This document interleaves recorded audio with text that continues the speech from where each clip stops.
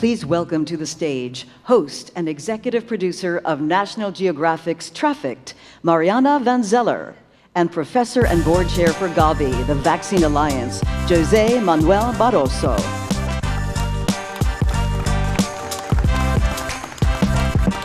Hi, everyone.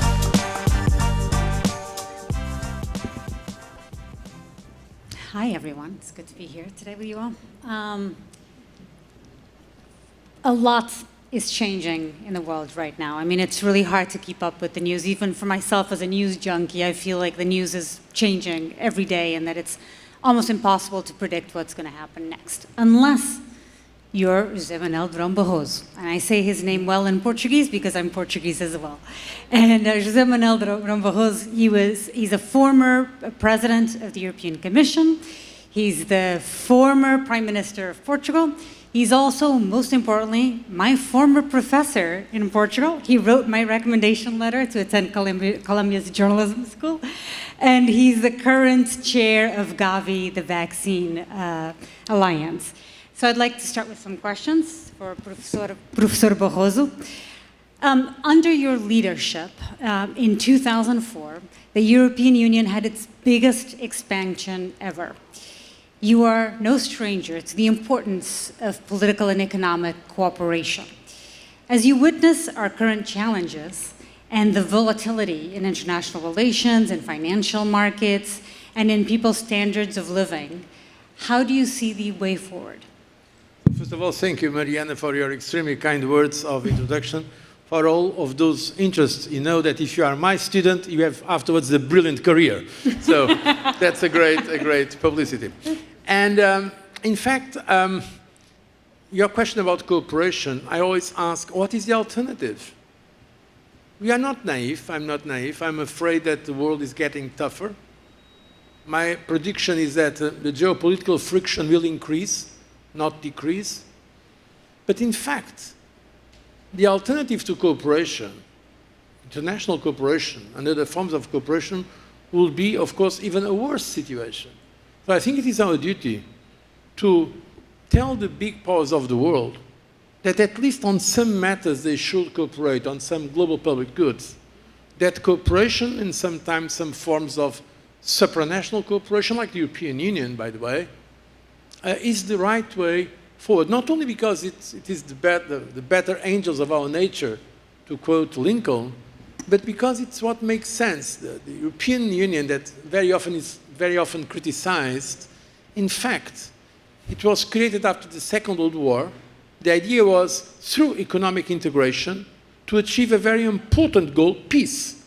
And in fact, since the European Union was created, there was never a war between the members of the European community. Unfortunately, there are other wars in Europe, as we know, but between the members of the European Union, there was never a war. And by the way, one of my proudest moments in my life was when on behalf of the European Union, I received the Peace Prize, Nobel Peace Prize, in 2012 in Oslo, recognizing, of course, the achievements for peace of Europe. So, yes, our institutions are not perfect, like the United Nations, World Bank, UNICEF, WHO. I'm just mentioning those who are partners of Gavi, members of our board.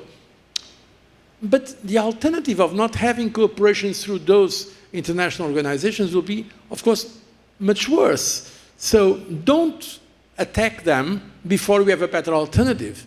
Let's keep the cooperation that we were able to build, and our institutions that, although not perfect, have, generally speaking, served us well during all these years. Right, absolutely, couldn't agree more. The world has experienced multiple economic shocks in just the last 15 years. We had a catastrophic financial crisis, we had a historic pandemic, rising inflation, and now a potential realignment in the global trade markets. While foreign aid budgets are being cut in the meantime, what interventions or innovations are needed, be it in debt suspension, new sources of development assistance, to help the world's most vulnerable countries affected by all these crises? To all those problems that you mentioned, Mariana, I would add the war, named war in Ukraine, the aggression of Russia against Ukraine. It's not just about Ukraine, and not just about Europe, it's in fact a global issue. We are seeing that all the ramifications and the impact it is having in terms of resources mobilization that cannot go now, or that the governments are not giving to development aid as they were doing before. So my first message is we should keep the efforts because we need a continuation of financial support to the most vulnerable in the world. So this is the right thing to do. But besides that, we have to recognize that we can do things better. We have to be self-critical. I mean, all the organizations that are working for aid development, we can have some gains in terms of efficiency, more collaboration between different organizations, avoiding overlapping, avoiding inefficiencies. I think it's also an opportunity for all those who are in the, let's say, development community all over the world to look self-critically at what they are doing and to look how it can be more effective. With new models, more imagination of partnership, for instance, Gavi, that I'm proud to share the board of Gavi, we have a very interesting model. It's a public-private partnership with the governments of the rich countries, but also the governments of developing countries, but with private sector, with pharmaceutical companies, with philanthropies, and it works. We have been able to, during 25 years of Gavi's existence, to vaccinate more than 1.1 billion children and to help save the lives of 18 million of children. So it works. So I think the idea of partnership. Yeah, incredible. The idea of partnership, first of all, partnership with the countries themselves. Those organizations are not working for themselves. They are working for the most vulnerable people in the world. Partnership with the countries, public-private partnerships, and partnership between the organizations, the UN system, the philanthropy. I think that idea of partnership is key, and if we are really committed to it, if we are sincere, I think we can have some important gains in terms of efficiency and deliver, hopefully with same resources, but if not even with less resources, deliver what we want to achieve. Right. So you've been the board chair of Gavi since 2021, and you've mentioned you've protected over 1.1 billion children from infectious diseases, which is incredible in the last 25 years.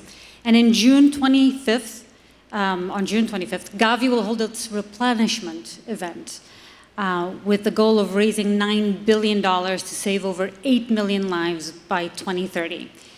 Can you explain to us, I think we've sort of understood already, but why is Gavi important for the world, for all of us? I don't think there is a mission more important than the Gavi's mission. I've been in very important positions of power, political power, but tell me, the most important mission is this one, to save the life of millions of children. There is nothing more important. So this is what we have to explain to donors now, because we have only some weeks for this 25th of June conference that we are going to co-host in Brussels. By the way, Global Citizens, I'm very grateful because Global Citizens is partner, is helping us organize that replenishment event. And I think the reason is quite obvious. And just to ask you 3 questions. Though. Can we accept that so many millions of children in the world will die for preventable diseases only with the vaccine? Can we accept that?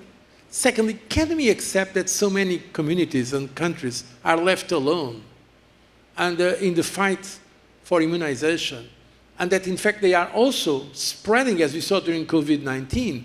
We see the spread in some methods of ours, global, these diseases.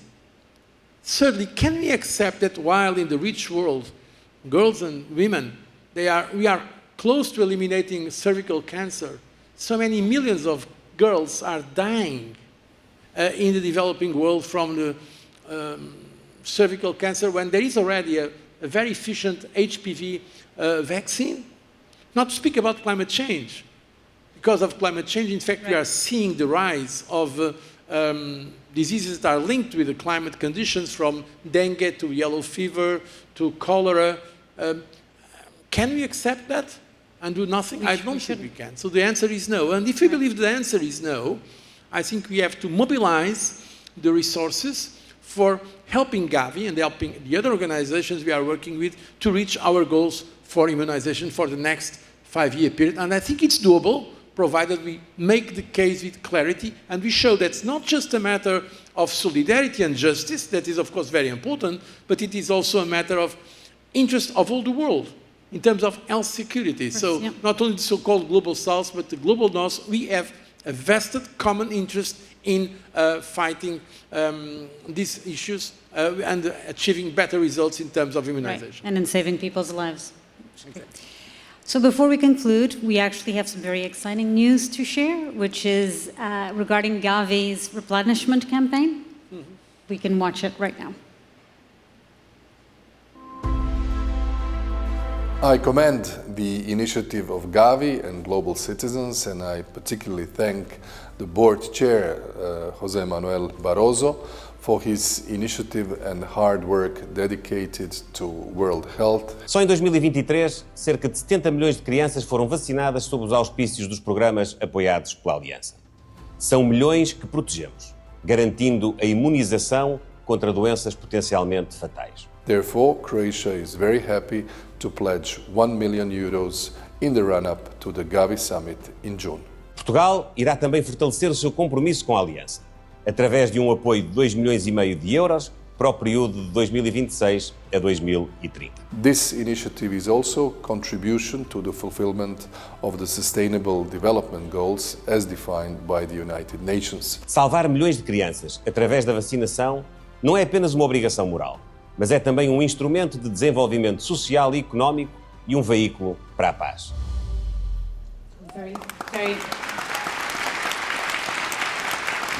Very proud of my country, Portugal and Croatia. Thank you. And Professor Barroso. These are relatively small countries, but Portugal has increased more than 50% of contribution, and Croatia for the first time is given a contribution. So we are enlarging donor bases. But the point I want to underline, and that's my final word, is the following. We are here in Global Citizen. We are speaking about globalization, about global responsibilities. I always like to quote Dostoevsky. Nowadays, it's not very fashionable to quote Russian authors, but it's a great writer. And Dostoevsky said in one of his books, The Karamazov Brothers, that my father loved mankind in general, but he hated every person in particular. When we speak about mankind, we are not speaking about an abstract and statistic concept. We are speaking about concrete, a man, a woman, or a child. And I think only with this perception that when we are global, we are not speaking about some abstract thing, but we are speaking about concrete human beings. That's the way we have to mobilize the world to fight for the just causes, that one of them, of course, saving the lives of millions of children. And with this, we conclude. Thank you, Professor Barroso. Thank you so much.